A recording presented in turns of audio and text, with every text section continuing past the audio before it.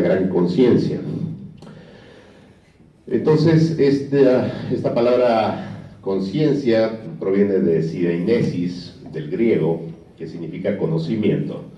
En pocas palabras, la conciencia es el conocimiento del conocimiento, ¿no? Mientras que la información es los estímulos crudos, fríos. El conocimiento es el procesamiento del cerebro de esta información. La conciencia sería el conocimiento del conocimiento, ¿no? O sea, saber que sabemos, ¿no? Eso es la conciencia, el conocimiento del conocimiento. Sin embargo, existen muchísimas definiciones para conciencia. Por ejemplo, la capacidad de darnos cuenta de los demás y de uno mismo, o de uno mismo y de los demás. El darse cuenta es la conciencia. Hay muchas definiciones, ¿no? Por ejemplo, Arquímedes estaba de su bañera tratando de resolver un problema y él mismo se dio cuenta, ahí está, tomó conciencia, ¿no? Y eso se llama heurística, que también es parte de la conciencia. Se dio cuenta que su volumen que él ingresaba era el mismo que la cantidad de agua que eliminaba, ¿no? El volumen de agua. Entonces salió como enajenado, como loco, gritando por las calles de su ciudad, Eureka, ¿no? Esa Eureka es un tipo de conciencia. ¿Cuántas veces los científicos han calculado cuántas veces nos podemos dar cuenta? Hasta 40 veces por segundo. En realidad toma una fracción de segundo darnos cuenta de algo, ¿no? Ese darse cuenta, esa conciencia. Por ejemplo, cuando un paciente no puede tener información de su enfermedad, puede tener conocimiento de su enfermedad y te dice esto es así, pero no tiene conciencia de su enfermedad. Recién cuando hay conciencia de enfermedad, el paciente se adhiere a su tratamiento.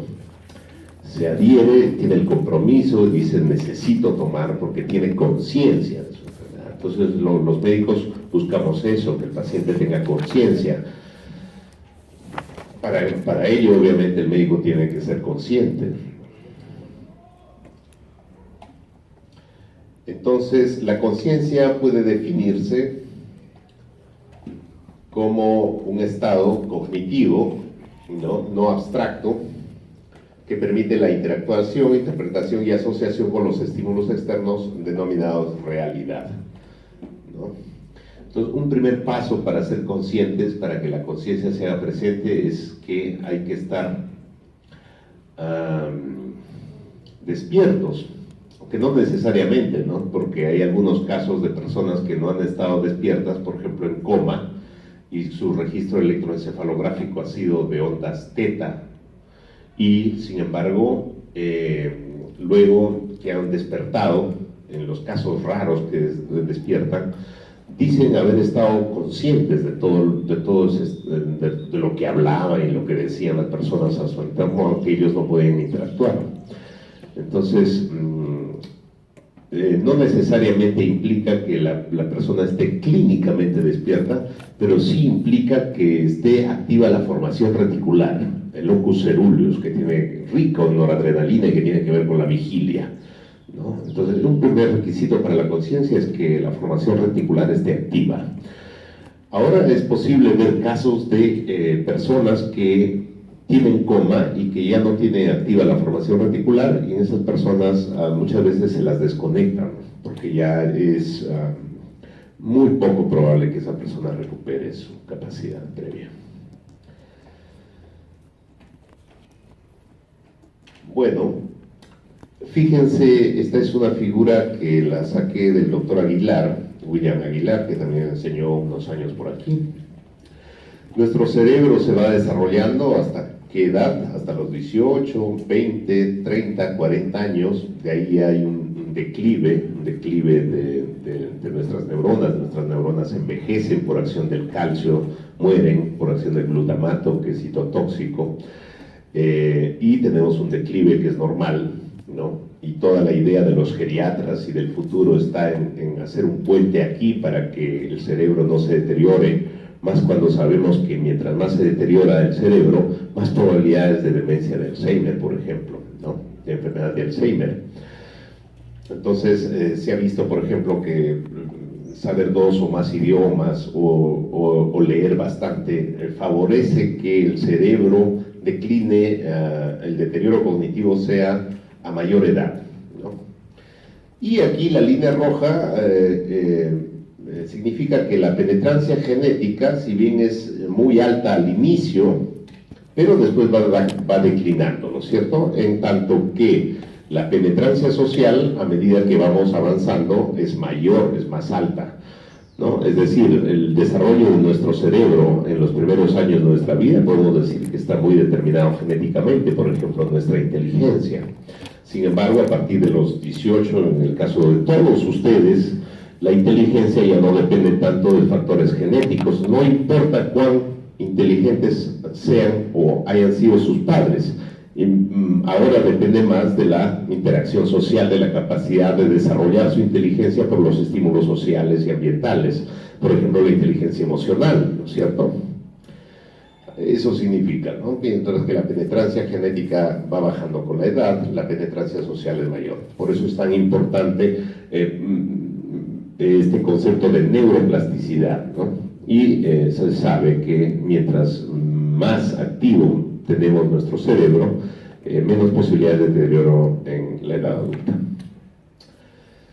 Muy bien, el problema no solamente está en nuestro idioma, sino también, por ejemplo, en el inglés. En el inglés se distinguen awareness, por ejemplo, que es un tipo de conciencia. En castellano, en español, sabemos que existe una conciencia con C, hay otra conciencia con SC, hay una conciencia que se refiere a estar despierto, hay una conciencia que se refiere a lo moral, ¿no? Este es inconsciente, no es consciente, no sabe distinguir entre lo bueno y lo malo.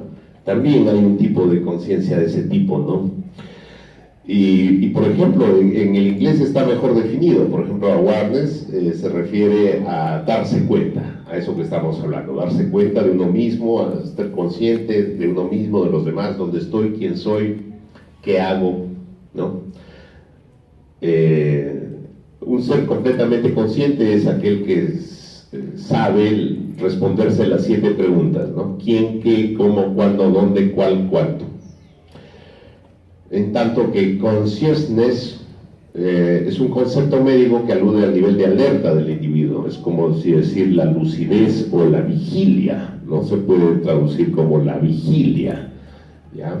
Entonces, por ejemplo, esta persona está consciente, significa, cuando nosotros hacemos una historia clínica, paciente de 33 años, despierto, consciente, vigil, lúcido, ¿no? Quiere decir que está conversando, hablando, interactuando, se da cuenta, localizado en tiempo, espacio y persona, orientado en tiempo, o sea, esa persona está consciente, eso se refiere a la consciousness. Y la conciencia se refiere desde un punto de vista filosófico-moral a lo que les decía, la discriminación entre lo bien y lo malo.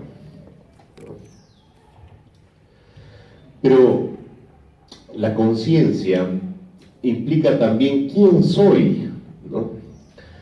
Implica el reconocer al ser, y al ser que se hace las preguntas, al ser que se da cuenta, al ser que se da cuenta de sí y se da cuenta de los demás. Eso también es un nivel de conciencia, ¿no? Dicen, poseer no es ser.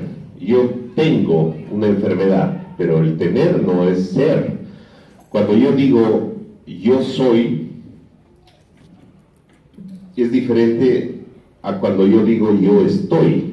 Cuando yo digo yo estoy, hace referencia a un lugar, yo estoy aquí, y a un tiempo, ¿no? Ahora yo estoy. Pero cuando digo yo soy, esa dimensión de temporalidad y de espacio se pierde, porque ¿dónde lo ubicas al yo soy? Es diferente decir yo estoy de yo soy, ¿no? El ser es la conciencia también. Entonces, ese es un estudio muy interesante también, que atañe al estudio de la conciencia, es el estudio también del ser consciente, ¿ya? Entonces, y tiene 3 atributos, ¿no? O 3 propiedades. Percibe lo que le rodea, que lo hacen también los animales.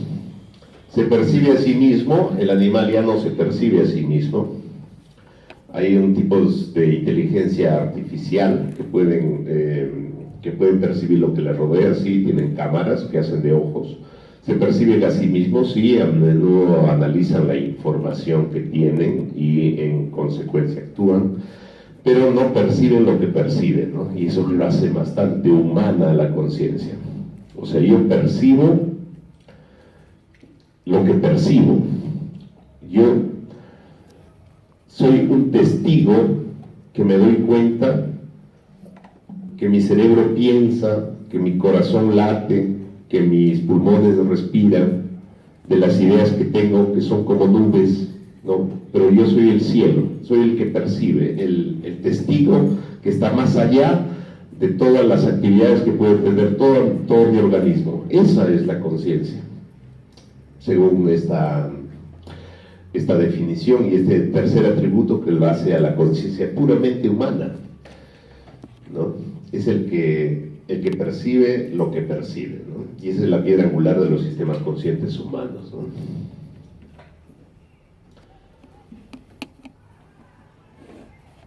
Aquí, bueno, esto es la organización, cómo se ha ido organizando la información desde los sistemas más simples, el sistema atómico, el subatómico, el molecular, el celular, el tisular, el tejido, los órganos, el organismo, el individuo que ya tiene una estructura cerebral, ¿no es cierto? Y la personalidad, eso es la conciencia, ¿no? ¿Quién soy? ¿No? Esto tiene su estructura sobre todo en el sistema neocortical, sobre todo en el prefrontal, en el sistema anterior, ¿no? En el cerebro social. La actividad es consciente, la información sigue consciente y se codifica en redes neocorticales. Es tan difícil localizar la conciencia que ahora se cree que no hay un lugar fijo de la conciencia, sino más bien es una red, ¿no? Es una coordinación entre distintas áreas que tienen que ver justamente con lo primero que les dije, la formación reticular, pero también con áreas como la amígdala cerebral y el sistema prefrontal, probablemente dorsolateral, que tiene que ver con las funciones ejecutivas, como son la anticipación, la planificación, el control del sistema límbico de las emociones. Jaspers era un psiquiatra alemán, además filósofo. Hacía estas definiciones de conciencia que eran bien complejas, ¿no? Por conciencia entendemos primeramente la interioridad real de la vivencia, en oposición a la exterioridad del proceso biológico explorable. En segundo término, la escisión sujeto-objeto. Un sujeto que opina es dirigido hacia objetos que percibe, representa y piensa. En tercer lugar, el conocimiento de la conciencia en torno a sí misma, conciencia de sí. Eso es lo que decía. Pero fíjense, nosotros como médicos tenemos una doble tarea. Vemos a nuestro paciente como un objeto de estudio en el que vamos a averiguar cuál es su comportamiento, su conducta o su fisiopatología que lo ha llevado a tal o cual enfermedad. Entonces necesitamos un estudio del paciente, de su órgano dañado, como un objeto de estudio, pero además es una interacción sujeto-sujeto, porque el paciente también es un ser humano, es un sujeto. Y muchas veces nosotros somos objeto de estudio del paciente, porque el paciente conoce a su médico y dice, el doctor tal es así, o el doctor tal es así. Entonces también nos hace un diagnóstico a su manera, ¿no? Pero lo interesante es que no solamente nuestra relación es sujeto-objeto, sino que es sujeto-sujeto, ¿no? Ahora, la conciencia es el estudio del sujeto, pues, el sujeto. Entonces es bien difícil de estudiar porque la ciencia dice que para usar el método científico tienes que estudiar, tiene que ser aprehensible por los sistemas sensoriales, es decir, tienes que verlo, tocarlo, leerlo, escucharlo, para que lo estudies, ¿no? Pero ¿cómo puedes escuchar, cómo puedes hacer de un sujeto un objeto? Y ahí está todo el problema. Por eso es que muchos científicos dicen es imposible estudiar la conciencia. Es preferible hablar del ser consciente. Así se resuelve la ambigüedad de la palabra conciencia, ¿no? O sea, la conciencia se refiere a alguien que tiene esa conciencia. A alguien se refiere. Ese alguien en sí mismo ya es la conciencia misma. Como dicen en la India, ¿no? Dios es conciencia, ¿no? El más alto grado de amor es conciencia, ¿no? La iluminación es conciencia, el despertar de la conciencia. Todo el trabajo de los monjes, de los teólogos, de los santos ha sido encontrar esa conciencia, esa fusión entre el yo individual y el yo de todas las demás personas, ese contacto, esa fusión entre mi mismidad y la otredad, entre yo y los demás o el mundo en general, esa fusión cósmica es lo que buscan los monjes en Oriente, la conciencia espiritual. El ser consciente puede entenderse ya sea como una modalidad predicativa del sujeto, por ejemplo, ser consciente, o como una categoría sustantiva de un ser que existe. Bueno, esto ya no me parece que sea muy importante. ¿Cuáles son las características de la corteza? Bueno, esto, como les decía, la corteza cerebral humana tiene tamaño, volumen, extensión, espesor. En la corteza se van dibujando todas las percepciones que tenemos, se van dibujando como si fuese una construcción, ¿no? de un gran dibujante. Y así es como se fijan las percepciones.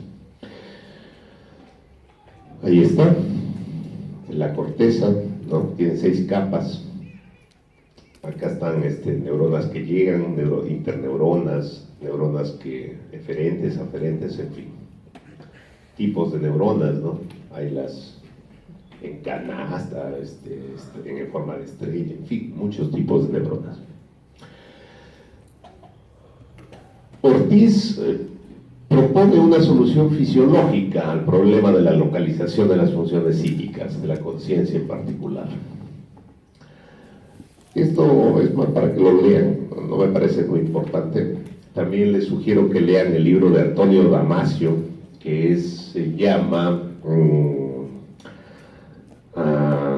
Antonio Damasio tiene varios libros, pero este en particular se llama De la conciencia al ser humano, o algo así se llama. Antonio Damasio es un neurocientífico muy interesante que ha hecho grandes avances en el estudio de la conciencia. Él cree que la conciencia no es posible sin sentir, por ejemplo. Antes pensábamos que para darnos cuenta, para ser conscientes, no era necesario sentir, pero él dice que la base misma de la conciencia está en la gestión de las emociones, en el sistema límbico. Y por ejemplo, si yo siento mi respiración y me auno con ella, entonces es la primera parte de la conciencia. Y él le llama sensencia, ¿no? De sentir, sensencia. Antes de la conciencia está la sensencia, dice. Es muy interesante Antonio Damasio.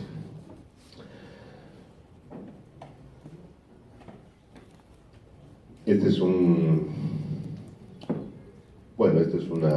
diagrama del cerebro. Ahí estamos la cisura de Silvio, Rolando, el sistema prefrontal, parietal, este es el área motora, el área sensorial, el área parietal, acá está todo el área occipital, ¿no es cierto?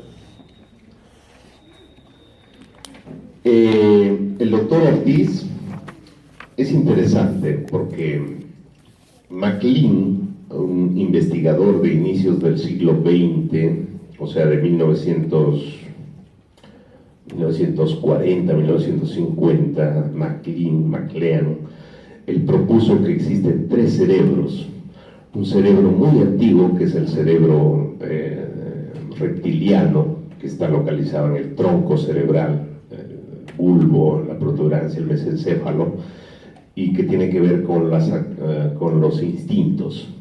Propuso un cerebro medio, un cerebro límbico, que tiene que ver con las emociones, y propuso un cerebro humano, que tiene que ver con los pensamientos y la cognición. Tres cerebros que evolutivamente se han ido superponiendo uno sobre el otro, esos tres cerebros, ¿no?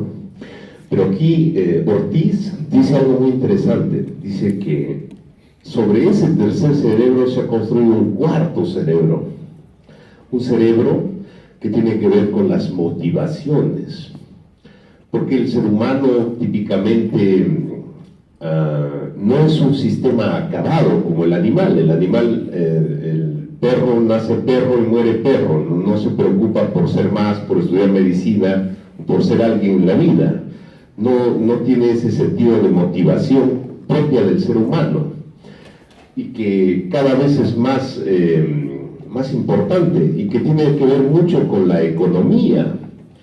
Es decir, quien gestiona mejor, y eso es un tema de inteligencia que no lo tocamos en las inteligencias múltiples, porque Garber todavía no lo conocía, pero que ahora se está estudiando muy bien. La inteligencia financiera tiene que ver mucho con el desarrollo de la conciencia. Aquella persona que sabe administrar sus finanzas y nunca sufre porque tiene que pagar el agua, el teléfono y la luz, es porque es muy inteligente y tiene que ver mucho con este tipo del desarrollo de la conciencia. Entonces, él habla de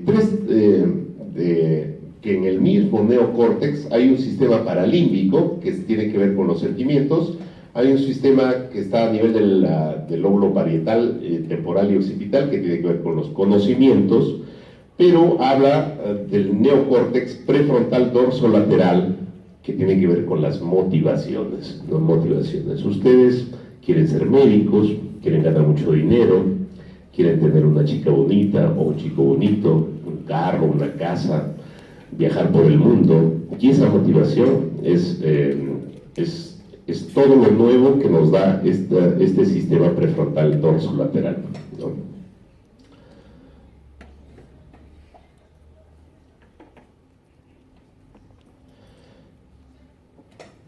Esto es un poco estas son las áreas neocorticales, miren cómo son extensas en el ser humano, y las paleocorticales, que son las que tienen que ver con el cerebro emocional. Bueno, entonces todo ser vivo tiene la capacidad de darse cuenta de lo que sucede a su alrededor y también de darse cuenta de lo que sucede en su interior. Y todas estas, para darse cuenta, necesita todo un sistema de información, de señales, de estímulos, de actividad genética, metabólica, funcional o psíquica, que organiza su actividad individual, ¿no? Toda esta información organizada en cada uno da la personalidad de cada quien, ¿no es cierto? Su información genética, su información de sus primeros años de vida, su información, las experiencias que vivió, todo eso da su personalidad, ¿no? El hipocampo es donde se almacenan los recuerdos. Y les decía a mi grupo de práctica de seminario que el Facebook, por ejemplo, es el hipocampo que hemos creado externo a nosotros. Es un hipocampo externo, porque ahí cada uno de nosotros fijamos nuestras memorias, y cuando después de 2 o 3 años regresamos y vemos, es como un hipocampo que ya no se ha limitado a nosotros, sino que lo hemos exteriorizado, hemos hecho un cerebro fuera de nosotros. Entonces es muy interesante lo de las redes sociales, porque actualmente se sabe que la interacción, la sinapsis, la neuroplasticidad mejora con la interacción. Entonces es importante hablar con nuestros amigos, ir a reuniones, pero esa misma mejoría se ha visto cuando la persona interactúa con las redes sociales. El sistema cerebral, el sistema prefrontal dorsolateral crece, se estimula, es más neuroplástico, tan igual que interactuando por las redes sociales que interactuando face to face. Es interesante, ¿no? Los animales superiores se dan cuenta de su alrededor por medio de señales internas que se reflejan en el nivel de la inconsciencia, ¿no es cierto? Los animales se supone que no tienen conciencia, solamente llegan a un cerebro límbico, o sea, no piensan, no tienen conciencia. Únicamente las personas se dan cuenta por medio de signos sociales que reflejan su conciencia.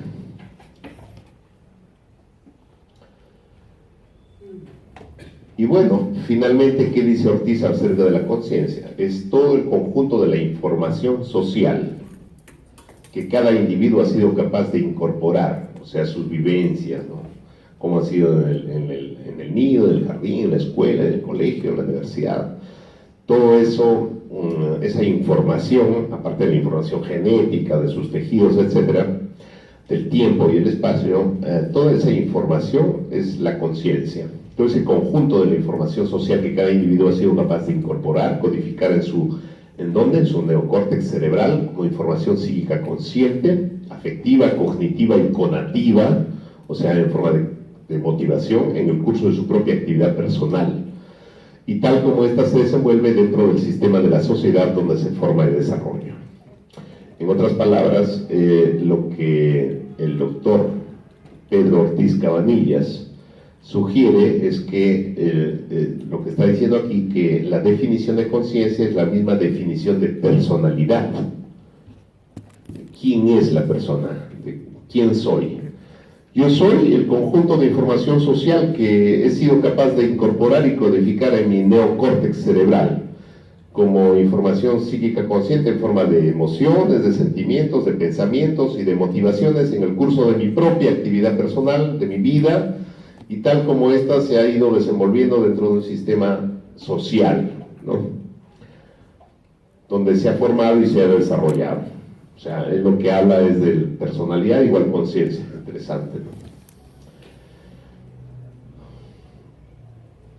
La conciencia surge de la rápida integración de gran cantidad de información dentro de una serie de elementos. Este es el conexionismo, ya les decía, no existe un lugar fijo en el cerebro que explique la conciencia, es más bien, es mejor explicarlo desde una forma conexionista. Aquí está, esto es un diagrama, este es el tálamo, ¿no? Ustedes saben que el tálamo es como el filtro por donde todos los estímulos de todas las modalidades sensoriales excepto el olfato pasan, y entonces el tálamo tiene una función muy importante en lo que es la conciencia también. Y bueno, estas son algunas áreas que están implicadas en la conciencia. Llama la atención, y algunos autores piensan que la visión tiene mucho que ver en la conciencia, ¿no? Porque el ser consciente es como el ver algo que antes no se veía. Y claro, cuando se hace el SPECT o el PET o la resonancia magnética funcional, se ve que en los estados, en la actividad consciente, una persona que está muy vigil, muy consciente, o que se le hacen preguntas que tienen que ver con el darse cuenta de sí mismo, de su alrededor, todas estas áreas se activan, ¿no? Y miren cómo se activa el área occipital. Interesante, ¿no? El área frontotemporal izquierda, sobre todo, seguramente que este paciente fue diestro, que tiene que ver con el lenguaje. ¿Cuánta relación hay entre el lenguaje y la conciencia? El lenguaje es puramente humano. Y la zona parietal, ¿no? Que es la zona, ustedes saben que lesiones en la región parietal dan las somatognosias, o sea, la persona no se da cuenta de su organismo o dónde está. Es interesante, ¿no? Estas tres áreas que se activan bastante en la conciencia. El área Broca, área región parieto-temporal, células espejo, y la occipital, ¿no? Ahora, Obviamente nosotros cuando somos médicos nos dicen, a ver, evalúa el nivel de conciencia del paciente, ¿no? Y nosotros decimos, a ver, este paciente, y hacemos y aplicamos la escala de Glasgow. Y decimos, este paciente está en coma, este paciente está en estupor, este paciente está obnubilado, este paciente está dormido, o este paciente está despierto o consciente, o este paciente está con hipervigilia o hipervigilante o hiperconsciente.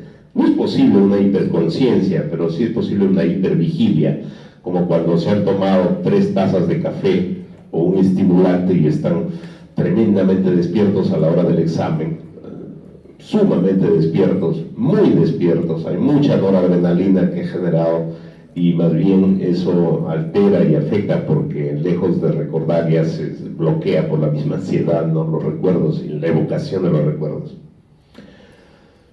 Entonces, eso se llama el estado o nivel de conciencia.